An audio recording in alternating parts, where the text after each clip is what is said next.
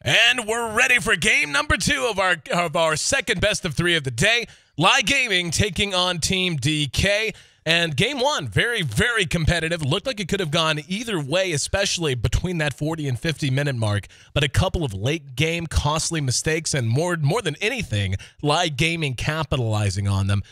Gave them the game 1 win. Now DK going to look to knot things up and give us a game 3, but LAI going to, of course, be bringing over some of that momentum from their early series win. I'm your host, Aaron AC Chambers, joined by Trout for the broadcast. And this looks familiar. Brewmaster at least getting into the mix, as is Morphling, but another Shadow Demon, and of course, the Faceless Void. Yeah, we're good to see that CTY Morphling that I talked about as he performed admirably yesterday with it. Was it yesterday? I don't remember. No, yesterday was so long. It was crazy. Wasn't I think it was. Yeah. But yeah, we get to see him playing the Morphling again, along with the Faceless Void. So 2 fantastic cores right off the bat. Morphling does take a bit longer to come online, but with the player like CTY, doesn't seem that long. Shadow Demon Brewmaster coming out for LAI Gaming. 5400 played a fantastic Shadow Demon.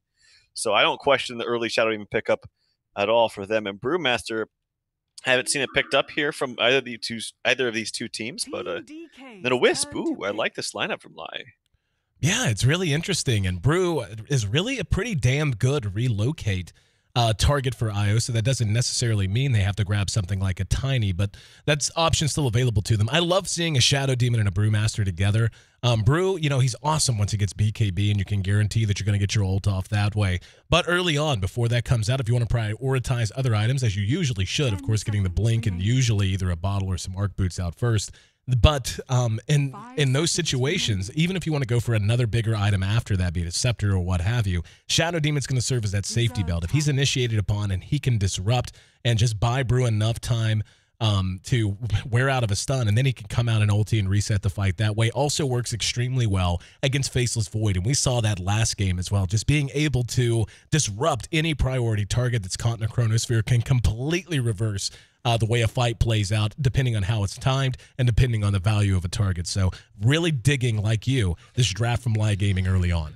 Yeah, I think Faceless Void's going to have to go for somewhat early BKB, not only just so he can prevent himself getting disrupted.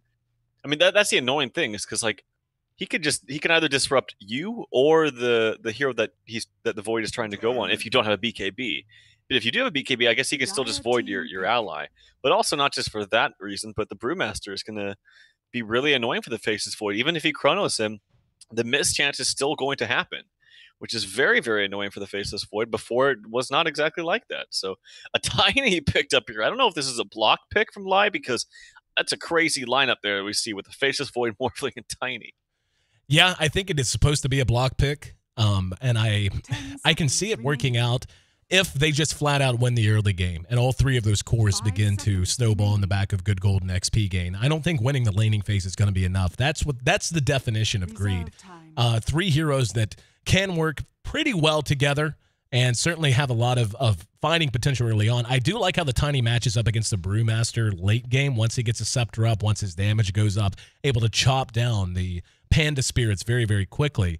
But I'm like you. It just seems like a lot. It seems like a hell of a lot of farm that has to be acquired from 3 different heroes. Void is at the bottom of that totem pole, but the Tiny and the Morphling in particular, unless they go with like a pure Blink ganking Tiny, that's just, there's only a finite amount of gold on the map, and unless they're really, really doing well in team fights, I can see this team getting starved very quickly. I'm almost wondering if it's going to be like a ganking Tiny or a support Tiny. Yeah. Do you remember when we were casting the finals of D2L SCs? We saw Fnatic. You had Hani tossing the creeps over into the middle side. Yeah. Or the middle of the lane. And it was, I think they were playing EG, and there was nothing that they could do. It was really, really strong. I doubt DK will do that, but it's just a thought. Now, LAI Gaming goes to the Phantom Assassin as a close second there to the Tiny Wisp combo, which is also a fantastic combo. This leads me to believe, could it be PA and the Wisp mid with a farming Brew? I'm not quite sure, but Ogre Magi here for DK. Yeah, I mean, we saw, who were they running it with? Was it, I've seen Brewmaster and Windrunner, who we've already seen used earlier tonight, A Brewmaster Windrunner duo lane in the off lane is actually is much more effective than you think it would be. Very hard to engage into those two, and they can actually punish you if they get any kind of rotational support out as well. I really dig the Ogre Magi pickup for a lot of reasons, and he helps shore up kind of what I was talking about earlier. The fact that you have 3 heroes, and unless they do something kind of unorthodox with the Tiny, that really do need item development for them to feel any sort of effectiveness in the mid game, Ogre Magi takes that pressure off some. The power of Bloodlust, if there is one who's falling behind, obviously he can Bloodlust more than one target, but it's going to allow them to make up that gap a little bit easier. So on LAI Gaming, on the other hand, I like IO and PA, but I also like IO and Brewmaster. I think IO Brew is really, really strong in and of itself, so they're going to have options on their side as well. I like Ogre Magi with Tiny in particular. I think that combination is really nice. He's going to be hitting like a truck on those buildings. If he needs BKB, which he probably will, it doesn't dispel it. So I like that. I just don't know about having both Tiny, or having Tiny with a Morphling and a Void. I feel like if CTY doesn't have a fantastic start, he's just going to be like wandering around and looking for farm that's already going to be taken by the Tiny and the Void. Yeah, I don't know. I'm not sold on this. So this next support's going to be, I think, definitely a ranged hero, and so with some kind of nuking power that can work well with the Faceless Void ulti, because it's not like they have really anything that's that great with the Faceless Void ulti. It's like tiny stalagmites and I don't know. You can't even really do it that effectively. So yeah, we'll have to wait and see what the last pickup for DK is. It's Nature's Prophet here for LAI. Yep, Nature's Prophet. So when you look at how their lanes are likely to work out, they could do this any number of ways. They could run the Prophet off lane, Brew mid, and then tri-lane the PA. They can run the PA mid, and yeah, just basically swap them out. For DK, I'm like you, though. I'm much more interested to see how they want to do this. I mean, you have 3 heroes there that all can go mid, and now, wow, an Enigma. So yeah, they're anticipating no early activity out of LAI Gaming, so they're going to go with a greedy Enigma pick. They're going to have Ogre Magi +1, and then Void offlane, Morphling. It's going to be CTY who's actually on the Tiny. Okay, so farming as a 1 position for the Morphling then. Tiny mid, I would assume. You'd think. I mean, you said before that CTY would bounce back between mid and carry, right? That was when he was kind of going between teams a bit. He's played both, and he's certainly good at both. I think he stands out more, and he's a much better mid than he is a carry. Not to say he's a bad carry necessarily. He's just that good of a mid. Well, this would make a little more sense in the sense that they can kill the Prophet a little bit easier. Because then they have like Ogre Magi coming around with a stun and the slow, and then it becomes much more easy for a Morphling to leave his creep farming to get there quickly with a nuke. It's not as easy as a Tiny can do it. So in that sense, it's quite effective. I'm just wondering how much of an easy time this, if it is Tiny mid, which it does look like it's going to be, how much he can get out of this PA Wisp lane, which that's what I'm assuming will happen. I'm assuming it'll be a PA Wisp mid, but I could be wrong. And I'm going to have to reconnect, so let's hope for no action. Go ahead and sure. Break it down. God, Perfect World servers hate me today. Go ahead. Well, they're actually dodging, so you're in some luck. Because DK is smoke ganking. Well, actually, they're not smoking. They're all walking to the opposite jungle. They're walking to LAI Gaming's jungle. LAI Gaming's walking to DK's jungle. So they will not spot each other, at least for the time being. Maybe some possible wards coming out from LAI. They don't have wards on Shadow Demon, as he's bought boots first. And it's going to be wards on Super, so they're trying to get at least a couple blocks for the Enigma jungle. They block the main pole camp, or not pole camp, but the main hard camp, and they also block the medium camp, which used to be the easy camp. So 2 camps blocked here from LAI, and it will not be a fast bottle build here from Super, as the boots, like I said, are coming on at 5400. That's not something you typically see nowadays when Wisp is picked up. Normally you see a fast bottle coming out for him. XDD, it looks like he might be soloing short with the Furion, as he's up here with the pool, checking the rune. It's a bounty rune top, regen rune bottom, both secured by LAI. And it's going to be an aggressive tri-lane here, coming out from LAI Gaming with the Shadow Demon Wisp and the Panda Brewmaster. It looks like you're back. Yeah, let's see. Yep, fixed it. It fixes it every time. Like, I come in and it's literally a slideshow. Like, they stand still for 5 seconds, then they move to a new position and stand still there. Now, perfectly fine. And yeah, good job. You can have a career in radio, man. Go down my path. Oh, no. I could never do that. I'd fumble my words too much. Oh, yeah. Have you listened to me? Do you think? I'm pretty sure you can still get by with it. But anyway, like you said, it's going to be black on the Prophet. Excuse me, on the Void up against the Prophet out in the Radiant offlane here in mid. We see the Enigma is already making his way somewhere, and it looks like he's going to be heading on into the enemy jungle, as you had pointed out, warding out the camps, so no reason not to. And it's going to be a straight-up 1v1 matchup here for CTY, which is actually not too bad for Tiny. I mean, we don't see Tiny mid often, but like when he gets a combo, if he has enough mana, and if XE is not careful, he will drop. He will completely drop. So I'd say around level 4 is when XE needs to be a little bit careful. And obviously, trading auto attacks, yeah, you do have the miss % chance, but if you don't get it, CTY is hitting for 69, so gotta be a little bit careful. Watching Black chase XDD is kind of funny. Basically, he's been chasing him around trees for a while now, and XDD going boots first means he's got the advantage doing some pretty decent harass. And CTY playing right up in the face of XZ, as you had mentioned in mid. Every time I look mid, I see them so close together, I think they might be going on each other, but not the case. The Enigma is in the vicinity, though. We'll see if he wants to do something cute. He does have a smoke, but his mana is lacking, and I don't think he wants to try to do anything as of right now. Would rather just get a good start so far as farm and levels. If XTD can at least... Did he spot out the Enigma here? So does he at least know that he's there? I think, yeah, he's pinging it, so they know that the Enigma is rotated. As a result, here comes 5400 to try to bully him out. But he's got to be careful, because these Eidolons will pack a punch, as there's 6 of them out right now. But and Cold Snap showing his face in lane a little bit. And yeah, he's going to be spotted by the Prophet, so he's going to make his way all the way over. And I want to see what, like, he's spending a lot of time just walking around. I want to see what he's going to end up doing. I mean, he's level 3, so it's not horrendous, but certainly could be much, much better. He's almost a level off of the offlaners for an Enigma who usually just explodes very early on. We're going to see a rotation of the Ogre up to top, though, in the meantime. Yeah, Ogre's going top, while the Shadow Demon's actually on back bottom. I wonder if they spotted him out walking on the way up there and thinking, hey, now it's a solo Morphling, let's really put some pressure onto him. As he's only got 1 CS under his belt, level 3, so not bad as far as levels, but getting absolutely no farm down here in the bottom lane. XDD, even in a 1 versus 2 lane, is continuing to CS, and they're not doing a whole lot to stop him. Now he's going to use the treants just to confound the Ogre. And I feel like this is going pretty solidly for LAI Gaming at the moment. I feel like they're in decent shape. Yep, and XE is doing better than CTY in mid. Has more creeps coming his way than CTY does, and yeah, he's actually missing a lot of CS as the Tiny, despite having the yeah, he's missing a lot actually. Like, he has very good damage, 78, but it's not even that XE's like kind of denying past him. He's just straight up missing them. So maybe not used to the animation. Yeah. Something like that.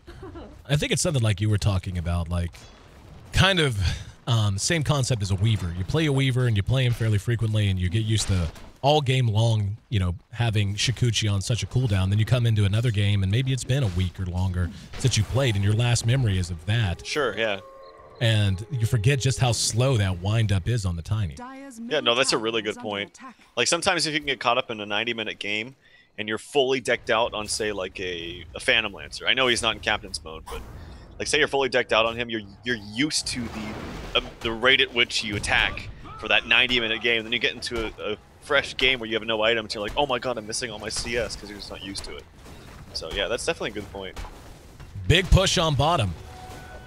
And they may decide to dive Dreamy U. Yep, they've got him spotted. He's going to waveform out. There's a little bit of help on the way. That's his waveform. He doesn't have mana for another. If he gets oh, there's the disruption. He's in big trouble. There's the clap. They gather around. Here comes Cold Snap, but not level 5 as Super draws first blood. I think it's actually really good that Io got that first blood that time. But, and this is, you know, I don't know. I mean, it's 5 minutes in, so he could have been level 6 by now, and even then, I don't know that a Black Hole would have made a big difference because the 2 at top showed no intention of coming. Void's not 6 yet, so he wouldn't have had Chrono, so that's just a good play. They take the tower, they get a kill on the Morphling. This is really amazing play by LAI, honestly.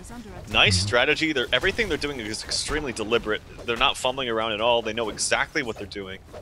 They're even pressuring this tier 2, and I don't know if DK has the tools to actually counter-push this. They need level 6 across the board. They need Black Hole.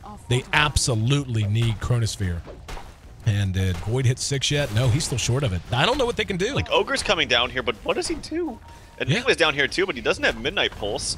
He's only got mana for one thing. Yeah, here comes CTY. They're posturing. There's going to be a disruption now at TPN. First big fight of the game. We're going to see Super caught out, but he's going to be able to tether himself to safety. Now they're going on an XTT. He's lagging behind. Doesn't have clap for 7 seconds. He is tanky. I don't know that he's tanky enough. And there's the toss. He's just going to continue to lead them on a chase. He's going to get the clap off. Will that be enough? No. Waveform from behind. Dreamy U gets a little bit of payback for that early death. The tower is still standing, and it's in deny range. So it's up to them if they want to deny this or not. I think they will, yeah. Still, losing 2 towers stinks, but at least they got something for it all. Yeah, and they did rotate a lot of people down there. So Furon, he was able to quickly go back up top to get some nice farming. He's actually opted out of getting 1 level of Sprout. I wonder if that helped. Radiant's top tower is under attack. I think they just want to push. I think the plan is just to push as hard as they possibly can. And it sounded like you cut out in the middle of your sentence there, Trout, so hopefully you're still with us. Am I good? Am I good? Yeah, you're good. Just making sure you knew I wasn't just jumping you. Oh, no, that's fine. No, thank you. I don't know why it's doing that. That's very odd. It's because it's the D2L. And nothing can ever just go right. Like, I don't know what I would, hang on, Chronosphere. XDD gonna be the target, and Black's hanging around. There's gonna be CTY showing up with the Avalanche toss. However, disruption used defensively. It's gonna bring Tiny back out. Black has no mana, cannot time walk away. There's the stun from the Ogre, though. CTY wants to pursue this out. Super's a good target, but no, they're kiting this fairly well. Nice toss that time, though, and they got a kill on the Nature's Prophet because of it. And now they're on the charge. Can they catch up? 1 point in to grow there from CTY. Now he's gonna be hit with the Bloodlust. He's got Avalanche. He's gonna get at least 1. No! Oh, the toss! Beautifully played by CTY! Thought he was slowed by the Stifling Dagger, and that would have been enough, but the PA's greed allowed him to toss the PA and secure the kill. Now there's an Avalanche. Got 2. I think they're going to get him from behind. Clap to follow. And XTT along with the IO there to help secure the kill. Here comes XZ. Still on Cold Snap. Has Stifling Dagger in 1 second. He is level 8, so coup de grace. Going to be a big deal. Not really. How about just a few auto attacks? So, DK fights back. But they end up giving up quite a bit, and Brew's almost 6. And they're doing, by the way, that's worth mentioning. LAI Gaming is accomplishing all of this without 1 point into Sprout and without the ulti. Now, XTT being 6, he's going to man up, and they're not going to back off. They're going to reset and do this all over again. Yeah, bottle here for Super. He's looking for a ruin. He finds it. Bottom's going to be fantastic for them, and I really like the way that they're playing, and I love their lineup. And I don't know if you saw that, too, even though 5400 did fall there to a very nice toss, but Chronosphere came out, 5400 was sitting there just looking at him like, do it, bro, I dare you. And he was like, your damage output is so low that I actually don't have to defensive chrono either you or the guy that you're going on. So what he did, he actually waited for the Tiny to TP in and used a defensive disruption in the midst of a stalagmite stun. So it was real, or an avalanche. So toss really on the Dreamy U. He waveforms out. I thought he was going to waveform in it aggressively. They have Black Hole at the ready. Cold Snap. Well, he's actually trapped right now by the illusion, so he's not going to be able to get out even if he wants to. Chronosphere up in 14 seconds. 2-man Avalanche are going to get the kill. Oh, no! What an unbelievable disruption. Let's see if they can follow it up. No, the tether's there from Super. In the meantime, finally, a point in a Sprout. They managed to bring one down. The Brewmaster has ulted. Cold Snap looking for a Black Hole and can't find it. What a play, 5400. That IO is still standing. He is a monster on this Shadow Demon. And right now, all DK can do is reset and wonder what the hell happened. And they bought out on the Enigma. Oh, this guy is slowly becoming one of my more favorite support players to watch. That was just very impressive. DK, looks like they want to fight. They know they have Chrono. They know they have Black Hole. Let's see. With the Panda split down, what they can do. Dreamy U's at about half health. Panda's going to walk up, hit a clap, and Dreamy U has to morph immediately off of that. So much damage done. He's still slowed. Has to waveform back. There's going to be a jump in. He didn't chrono. He could have gotten 3 or 4 there. XZ does the same thing. Rethinks it. Finally, there's a chrono. 5400 is going to be the target. Is the damage there? Nope, Black Hole to follow it. And managed to get XZ. In the meantime, the Shadow Demon is bought out. XTT is still just so damn tanky. XDD there as well, hit the Sprout. CTY now being pursued from behind. He's in trouble, decides to toss for a little bit of damage before he dies, but that's all he's going to get. XTT might follow this up. There's the Stifling Dagger that slowed down XBG, and he gets the Fire Blast off before. Now another Stifling Dagger, very aggressive blink from XZ. CTY's there with the toss Avalanche. That might be his body, and it will. A little bit of greed that time. That's twice that the greed of X, I don't even know which X it is anymore. Jesus Christ. The greed of the PA has cost him. He got his teammate killed once with an aggressive blink and just got himself killed. How many X's are there? I'm pretty proud of myself calling this right now. XDD. I feel like I'm calling it pretty accurate. I feel like I'm pretty close. Oh, God. Yeah, well, the Blink Dagger is up and ready to go for XTT. Yep. Yeah, what did they use the word for T like in like for pilots? Like, you know, they're like Alpha, Bravo, Charlie. Tango. Tango. Okay. So X Tango Tango. Let's call him Tango and Delta, man. Yeah. Fine. There you go. Tango, Delta, and what about Z? Just Zed? Zed. I like Zed. Every American loves the way that the Euros pronounce words, and Zed in particular is my. Zed's wish a I Canadian taught thing that. too up here. Oh yeah. They all say Zed. I like it. I wish I would been trained. I'll never stop Orchid's saying up onto the Morphling. Nope, not enough damage. Nope, Very close. they got him. No, they got him. Wow, big kill. That's a 10-minute Orchids, by the way, on your frickin' X Delta Delta. Yep. And he actually got the Orchids off before he used the Morph too, so fantastic play. The icing on the cake is that he wasted his TP too. It's the worst feeling in the world when that happens. I'm gonna start calling Dewey Delta. Dewey Delta. Delta. That's gonna be hard to say. Whatever. I'll just continue to sound like I'm someone with ADD trying to read the alphabet. 12 minutes in, and they're pushing the tier 2 top now, and looks like Super's been spotted out by XBG over to the flank, but I don't know what they do, man. I mean, Blue Split is up. XZ doesn't have a whole lot, but he's got enough. I mean, his team around him is just so damn good. The Morphling can't really come to fight.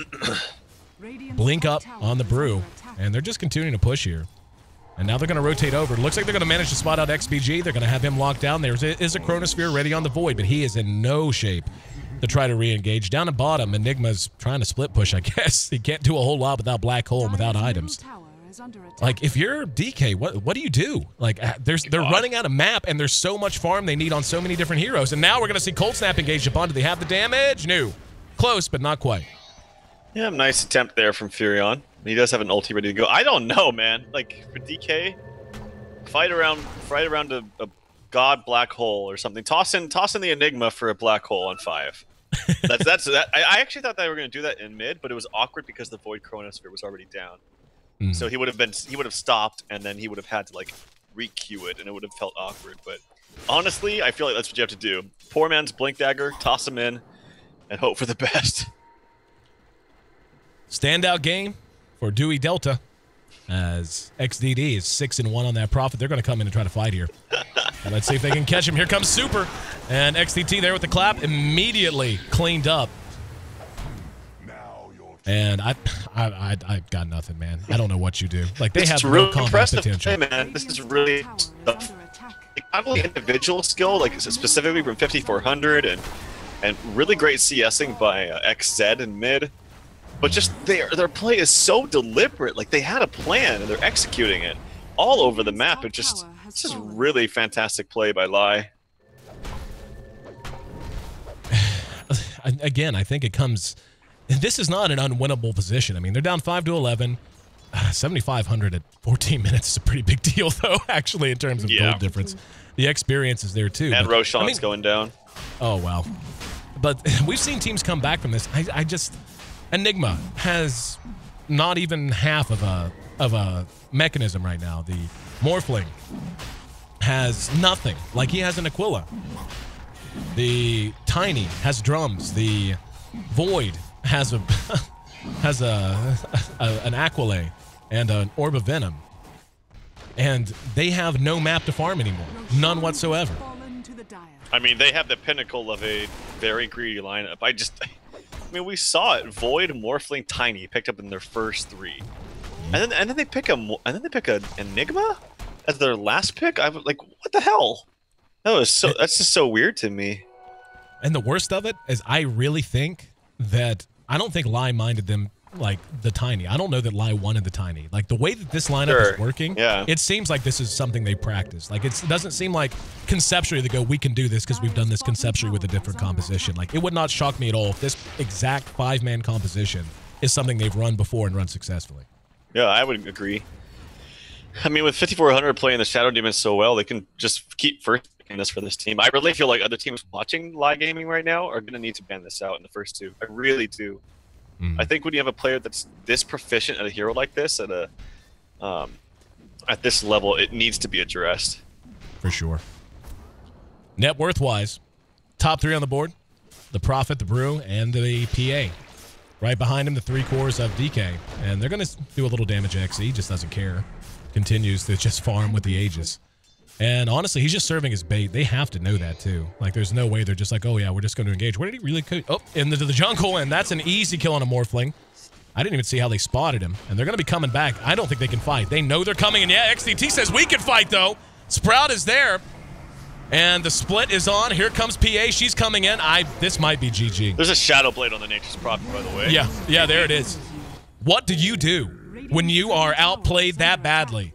LAI Gaming, and 5400 in particular. I mean, we can brag about everybody else on that squad, but throughout the entire day, 5400 on the Shadow Demon, and just in general, throughout this tournament even, has looked so good. And in very short order, LAI Gaming improves their record, hangs a 16-minute, 24-second GG on DK. And the youngsters are scrambling. They just flat out got outplayed in every phase. Draft, into the lane, into the push, into the win for LAI. Yeah, and I talked about at the beginning of the series how LAI is so good early to mid. One of the best teams in the Chinese scene that I've seen so far. And how they execute the early to mid game we saw, and they falter, like I said, a little bit in the mid or in the late stage of the game. But hey, if they could end a game in 60 minutes, you don't have to worry about it, right? So, right, really nicely played. I'm thoroughly impressed with the way that they've played today.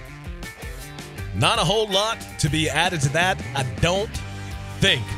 Thanks so much for being a part of the broadcast, guys. I'm EC. That's Trouf. And it's been a blast, man. Before I get to the promos and the such, any final thoughts to wind up today, looking ahead to tomorrow? Oh, I'm sorry. I blanked out. But I was reading something someone wrote me. But say that one more time. Just thoughts on tomorrow's matchup? Thoughts on the day and thoughts on tomorrow. Well, what do we got here? Let me just double check this. We have Hyper Glory Team versus LV. I get LV always mixed up with LAI, but I would... Yep. It's been a while since we've actually seen HGT.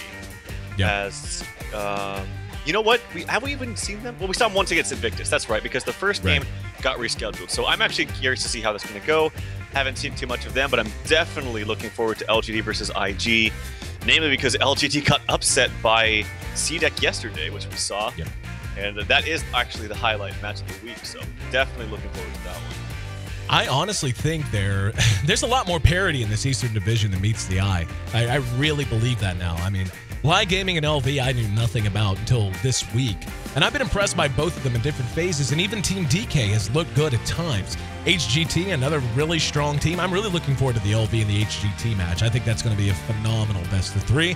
And like you said, perhaps one of the headline matches of the entire Eastern Division, LGD versus Invictus Gaming, to follow. So make sure you tune in tomorrow. That's at 6 p.m. Pacific Standard Time, 9 p.m. if you're on the East Coast, and 3 a.m. So 2 or 3 is it's 9 hours, so 6 and 3 a.m. Yeah, that sounds right. 2. Yeah, exactly. Let me math it. I'm pretty sure it's 3 a.m. for our European brothers and sisters. That doubleheader kicking off at those times. In the meantime, why don't you head on over to kingston.com/D2LS5. Fantastic deal going on their cloud headset. Love the headset. I use this one for production. That one I use on my own personal time at home and elsewhere. And it's on sale 33% off. So if you're in the market for new headgear, or you thought maybe you might be, now would be the time to look into it. Kingston.com/D2LS5. I'm AC. That's Trouf. At AYESEE on Twitter. And Trouf can be found at TRLFDOTA. And of course, make sure you follow here on the Twitch D2L channel. And make sure you follow on Facebook and Twitter as well. It's a D2LGG in both cases. For now, on behalf of myself, Trouf, and everyone else, Monster Cat. That's the one that I come close to forgetting. Usually I get it in once. But our production guy reminded me via our confidence cam, which I tweeted a picture out. They troll me with it most of the time. I haven't seen it. But this time. I gotta check that out. Yeah, it's hilarious. But anyway, if you've enjoyed the tunes, most of them can be found via Monster Cat on Spotify, on Pandora. I don't think they're on Pandora. Spotify for sure. And they have a website where you can get all kinds of awesome music. So check out Monster Cat as well. Thanks to them. Thanks to you, Trout. Thanks to Monster. And, of course, HyperX. Again, Kingston.com/D2LS5 for that great deal on the Cloud headset. We'll be back tomorrow. Until then, enjoy your morning, evening, or afternoon, and enjoy